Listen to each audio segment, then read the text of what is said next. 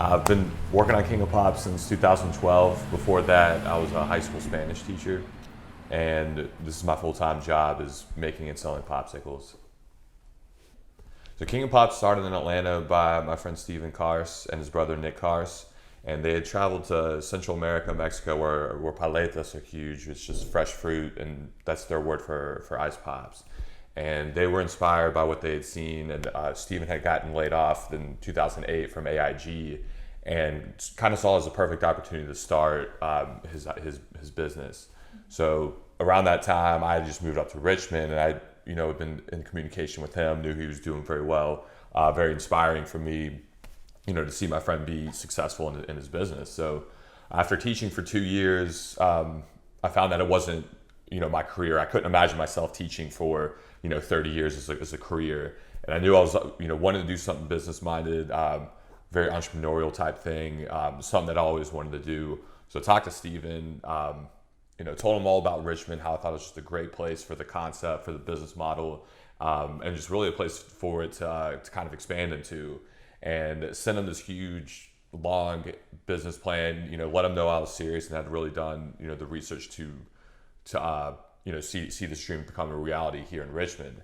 And so we were talking, and kind of as I was in my second year teaching, kind of getting my ducks in a row with the city, business licenses, permits, all that. And about a week and a half after my last day of teaching high school, set up shop for the first time with one of my carts up at one of the farmers markets here in town.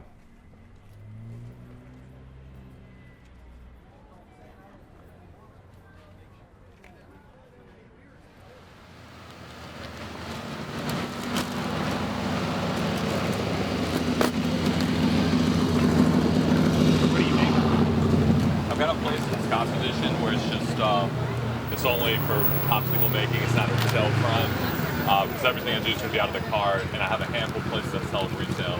Yeah, I've seen them around town. I wanted to try them. I just had to. Cool. I appreciate it. Thank you. I always like supporting local stuff too. That's my job, my one and only source of income. That's cool. All Is it doing well? popsicle sales. Yeah, it's good. I mean, gonna kind of save it for the winter. But it's going well enough. I'm able to pay myself a little bit of money. Just looking to expand. Wow. Yeah. That's cool. It's excellent. The ginger is a great accent to it, and Yeah, just a great blend. I've got 5 cars. King Pops Today rock, I've got one and they're up in RVA, Grove. so it's even And then, better. RVA Street Art Festival down here. Yum. I would say the weirdest flavor that I've ever made would have been spicy avocado. Chocolate sea salt by far is the most popular popsicle that I have. I mean, people go crazy for it.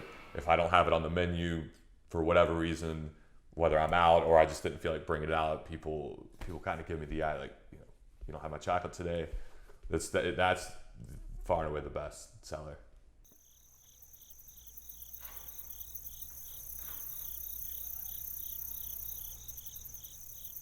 So first step of the process of getting a ice pop ready is selecting the ingredients. And what I love to do is chat with the other vendors at the farmers market, see what kind of fruit they have, and try to use that fruit as much as I possibly can.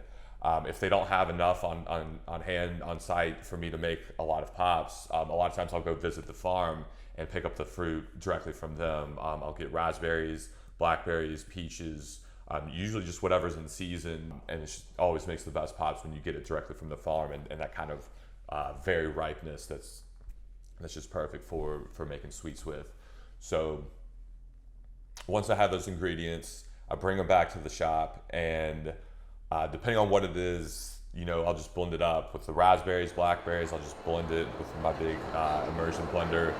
Peaches, cut up the peaches. Strawberries, cut those. Blend those in. Most all of them will take some kind of citrus, whether it's lemon or lime. So I'm squeezing the lemons, squeezing the limes, mixing that in depending on the ratio.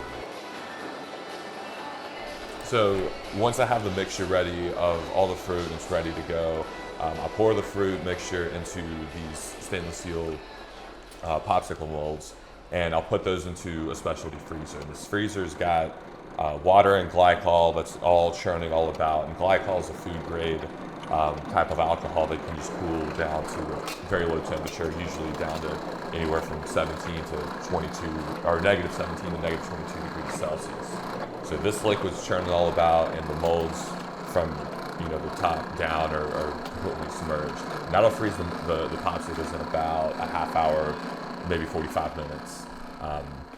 So that way I can make a whole lot, keep up with demand, and not spend all my time waiting for the pops to freeze, because they can be frozen very quickly. Being an entrepreneur in Richmond is amazing. It's a very good community here. Everyone in the city is very supportive. The most rewarding thing that I've done, I think, it's hard to say. I mean, I know that I've had some people say that they're inspired by, kind of the risk that I took of quitting a very steady, solid job in teaching to do this. That makes me feel good, because I know that people kind of appreciate and can see the hard work. My name is Paul Casmus, and I'm the owner of King of Pops Richmond.